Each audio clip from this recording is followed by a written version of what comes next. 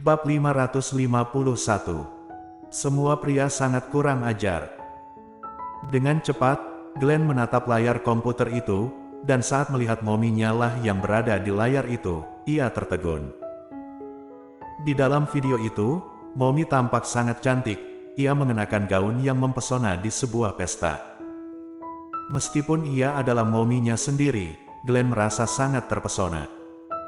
Tiba-tiba video itu berpindah ke ruang ganti, tampak mereka berdua sedang berdansa. Melihat tangan Daddy merangkul pinggang momi, Glenn mendengus, kurang ajar. Sudahlah. Karena Daddy sedang menonton video ini dan belum membaca email yang dikirimkannya, ia akan menunggu sebentar. Biarkan ia menonton video momi dulu. Glenn menyingkirkan laptop itu, turun dari ranjang, dan masuk ke kamar mandi. Setelah mandi, menggosok gigi, mengenakan piyama, dan kembali ke ranjang, ia mengira Colden Ye pasti telah membaca email itu. Tak disangka, layarnya masih berada di video dansa tadi. Glenn mengira laptopnya yang error, tapi setelah merefreshnya, ia sadar ini bukan salah laptopnya, tapi pria itu memang masih menonton video ini. Untuk apa ia menonton video ini selama ini? Ia bergumam, jangan harap momi akan memaafkanmu. Semua pria sangat kurang ajar. Saat mengatakan hal ini, Glenn sepertinya tak ingat jenis kelaminnya sendiri. Atau, ia menganggap ia akan selamanya menjadi anak laki-laki. Ia lupa, suatu saat nanti, anak laki-laki pasti akan tumbuh menjadi pria. Glenn menunggu sejenak, dan saat mendapati Colden Ye belum juga membacanya, dan sudah hampir waktunya untuk tidur, kesabarannya mulai habis. Daddy bodoh, aku tak ingin membuang-buang waktu denganmu, gerutu Glenn sambil mulai mengetik di keyboardnya. Colden Ye merasa Audrey Han sangat mempesona di pesta itu, jika tidak, mana mungkin ia bisa duduk melamun dan terus memandanginya. Colden Ye mengatupkan bibirnya dan memegangi jantungnya yang berdegup kencang. Pop. Tiba-tiba muncul sebuah notifikasi di tengah layarnya, di dalamnya tertulis, Anda mendapatkan satu email baru, harap mengeceknya. Colden Ye menatap layar dengan ekspresi suram. Notifikasi email biasanya muncul di pojok kanan bawah layar, kenapa tiba-tiba muncul di tengah layar seperti ini? Apakah? Baru saja Colden Ye merasa curiga, muncul sebaris kalimat di layarnya. Cepat cek emailnya, idiot. Colden Ye tertegun. Matanya berkilat, dan tangannya segera meraih mouse-nya. Bukan untuk membaca email itu, melainkan untuk melacak komputer lawan. Tapi pertahanan lawan sangat kuat, ia tak dapat menembusnya. Colden Ye tertegun, meskipun ia tak secara khusus mempelajari komputer, ia bisa dianggap sangat ahli. Bagaimana bisa ia tak berhasil menembusnya? Ia menggigit bibirnya dan merenungkan, apakah tujuan lawan? Cepat baca emailnya, kenapa kau tak juga membacanya? Apakah kau idiot? Colden Ye terdiam. Mungkin karena ia tak juga membacanya, maka lawan terus mendesaknya. Urat-urat biru mulai tampak di keningnya, ia mengetik dengan cepat. Siapa kau? Tak perlu mempedulikan siapa aku, segera cek email itu. Colden Ye mengetuk-ngetukkan jarinya ke meja. Lawannya tampak sangat terburu-buru, apakah isi email itu sangat penting? Ini menyangkut kekasihmu, apakah kau tak ingin membacanya? Kalimat berikutnya ini membuat Colden Ye memicingkan mata. Lawan telah menyadap komputernya, ia pasti mengetahui video yang sedang ditontonnya. Memikirkan hal ini, Colden Ye pun segera mengeklik email. Begitu ia membuka email, tampak sebuah foto yang berlumuran darah. Ia mengerutkan kening, dan tampak sebuah kalimat muncul di layar. Perhatikan dengan cermat, ada sebuah video di bawahnya, download dan tontonlah. Meskipun ia tak tahu apa maksud lawan, tapi jika ia bermaksud buruk, tak mungkin ia akan mengobrol sebanyak ini dengannya, maka Colden Ye pun lanjut membacanya. Ia mendownload video itu dan menontonnya, dan mendapati sosok yang familiar. Melihat sosoknya tak muncul di video itu, Glenn mengusap-usap dagunya dengan bangga. Kemampuannya telah semakin hebat, sayang ia tak bisa menunjukkannya pada Momi, ini akan membuat Momi takut. Colden Ye merasa ada sesuatu yang janggal saat melihat Audrey Han dan Gita muncul dalam video itu, ia mengerutkan kening. Tadi ia telah mendapatkan peringatan tentang mayat kelinci itu, dan kini Audrey Han lagi-lagi muncul dalam video. Gita dan Audrey Han keluar sambil membawa sebuah kotak. Colden Ye sudah bisa menebak. Isi kotak itu pastilah mayat kelinci itu.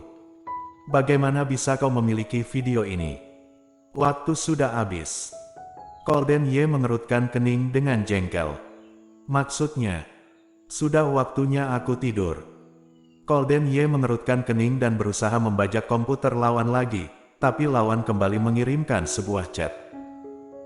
Jangan mencoba membajak komputerku, belum pernah ada yang berhasil melakukannya. Colden Ye mendengus membacanya. Sepertinya ia telah bertemu hacker yang ahli, ia bahkan berani mencemoohnya. Good night, muah. Sebelum Colden Ye sempat membalas, lawan telah keluar. Colden Ye merenung sejenak, sepertinya yang dikatakan lawan memang benar. Ini sudah waktunya ia tidur. Meskipun ia tak mengetahui identitas lawan secara pasti, tapi Colden Ye meraih ponselnya dan menelepon Arthur Xiao. Segera investigasi kediaman Nyonya Muda dan lingkungan sekitarnya, periksa apakah ia berinteraksi dengan orang yang mencurigakan. Arthur Xiao terdiam cukup lama, lalu bertanya dengan lirih, Tuan Ye, apakah Anda hendak menginvestigasi di tengah malam seperti ini? Kau keberatan?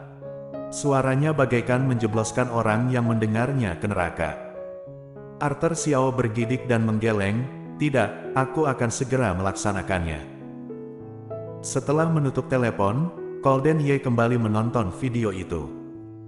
Tampak seorang pria membawa kotak itu masuk ke kantor properti. Ia mengenakan topi pet. Dan ia mengenakan seragam seperti kurir lain pada umumnya. Sepertinya ia sangat mengenali letak kamera dan berhasil menyembunyikan wajahnya dengan baik. Colden Ye memotong video itu di bagian itu dan mengemailkannya pada Arthur Xiao. Lalu ia kembali meneleponnya, sebelum besok pagi, aku ingin mengetahui seluruh informasi tentang pria ini. Arthur Xiao baru saja menerima email itu, sebelum ia sempat membukanya, Colden Ye telah kembali memberinya perintah. Tuan Ye, aku harus menginvestigasi orang ini dulu, atau Nyonya Muda dulu. Apakah ini ada hubungannya? Bersambung.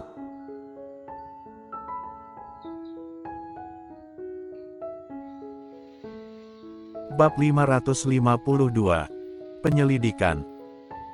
Tentu saja ada hubungannya, ia tak tahu orang seperti apakah pria yang harus diinvestigasinya di tugas kedua ini, tapi melihatnya membuat Tuan Ye resah di tengah malam seperti ini, ia pasti bukan orang sembarangan. Ia harus segera menginvestigasi kediaman Nyonya Muda dan lingkungan sekitarnya, juga mengecek orang ini. Ini sangat merepotkan. Tapi Arthur Xiao akhirnya tak mengatakannya, tidak, tak ada hubungannya. Aku akan segera menginvestigasi semuanya. Klak. Begitu ia selesai berkata, lawan langsung menutup telepon. Arthur Xiao menatap jam, dan ia merasa sangat geram hingga tak bisa berkata-kata. Tengah malam jelas sudah di luar jam kerja, waktunya beristirahat. Tapi Colden Ye sama sekali tak memberinya kesempatan untuk beristirahat. Dan tugas ini membutuhkan waktu untuk menyelesaikannya. Hah? Orang lain mana mungkin sanggup menerima tugas-tugas yang menyiksa dari orang seperti Tuan Ye begini. Setelah mandi, Audrey Han tak merasa mengantuk, maka ia mengeluarkan sebuah dokumen desain dan menggambar sejenak.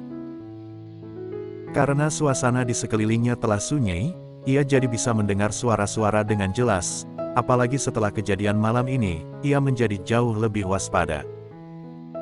Mendengar gerakan di kamar sebelah, Audrey Han segera meletakkan dokumen di tangannya dan pergi ke kamar sebelah. Setelah membuka pintu, tampak sebuah lampu kecil menyala, dan Glenn sedang berbaring di bawah selimut dengan kedua tangan diletakkan di dada.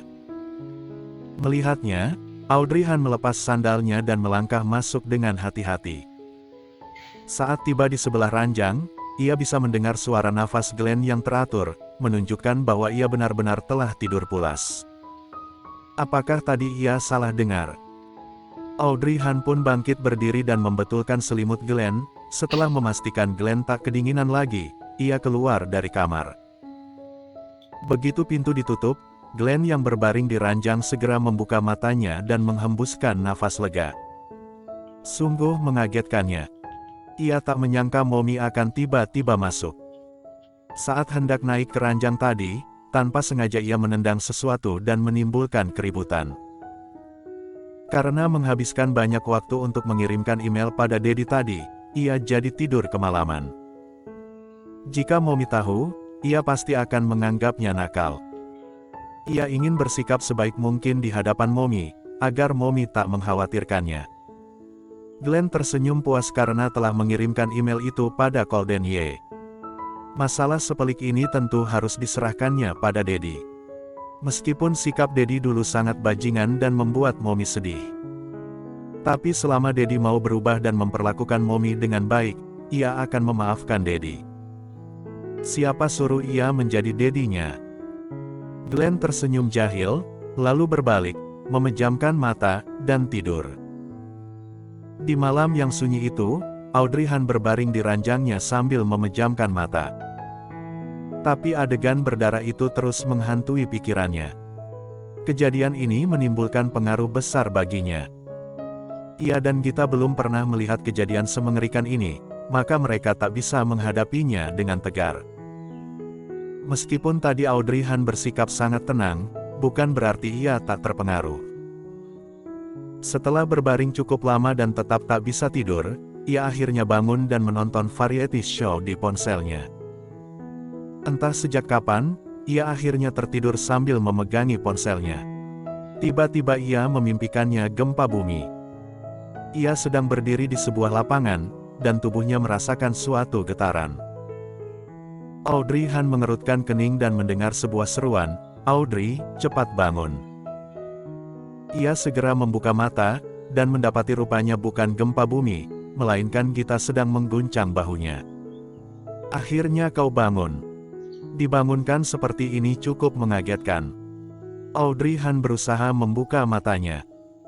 Ia bangkit duduk, mengusap matanya, dan bertanya, "Ada apa?" Gita menepuk pipinya, "Ada apa? Bagaimana kau masih bisa tidur setelah kejadian kemarin?" Dengan jengkel Audrey Han menyingkirkan tangannya, lalu memeluk selimutnya. Kepalanya terasa sangat pusing, entah jam berapa ia baru tidur kemarin. Kini ia merasa sangat pusing dan mengantuk. "Cepat bangun, polisi sudah tiba di bawah." Mendengar kata polisi, rasa kantuk Audrey Han segera sirna. Ia duduk tegak di ranjang. "Polisi datang kemari." Gita mengangguk, "Benar, tadi ku dengar di bawah sangat ribut. Aku mengintip ke jendela dan mendapati mobil polisi terparkir di bawah. Entah apa yang terjadi." Lalu Gita menatap Audrey Han dengan ekspresi mencibir, "Kenapa ekspresimu jelek sekali?" Mendengarnya, Audrey Han mendelik menatap Gita, "Kau juga?" Gita terdiam. Audrey Han bangkit berdiri, membuka lemarinya, mengambil sebuah mantel, dan mengenakannya. Mungkin ini ada hubungannya dengan kejadian kemarin. Bagaimana kalau kita turun untuk mengeceknya? Sepertinya tidak. Gita merasa bingung, hanya mayat seekor kelinci, mana mungkin sampai membuat polisi khawatir. Mungkin ada kejadian lain. Kita lihat saja dulu, kata Audrey Han sambil berjalan keluar. Hari ini ia tak perlu pergi ke kantor. Di tengah jalan, tiba-tiba Audrey Han teringat sesuatu dan berkata pada Gita, "Bagaimana kalau kau temani Glenn saja, aku tak tenang jika meninggalkannya di rumah sendirian." "Glenn pasti masih tidur," kata Gita setelah mengecek jam, "belum waktunya ia bangun, kau juga tahu jam biologisnya sangat tepat, bukan?" Audrey Han pun menatap jam, masih 1 jam sebelum waktunya Glenn bangun, selama ia tak keluyuran. Seharusnya takkan ada masalah. Baiklah, kalau begitu mari kita periksa, dan jika tak ada masalah, segera kembali. Oke. Mereka pun keluar. Audrey Han mengunci pintu lalu mengikuti Gita masuk ke lift. Apartemen ini cukup besar, dan karena ada 2 pintu masuk, biasanya tak banyak orang berlalu lalang. Tapi, begitu polisi tiba, hanya tersisa sebuah jalur sempit yang bisa dilewati. Saat Audrey Han dan Gita tiba, telah banyak orang berkerumun. Mereka tak bisa melihat apa yang sedang terjadi. Gita menepuk pundak seorang pria di depannya dan bertanya, "Kak, apa yang terjadi? Kenapa polisi datang kemari? Kenapa banyak orang berkerumun?" Bersambung.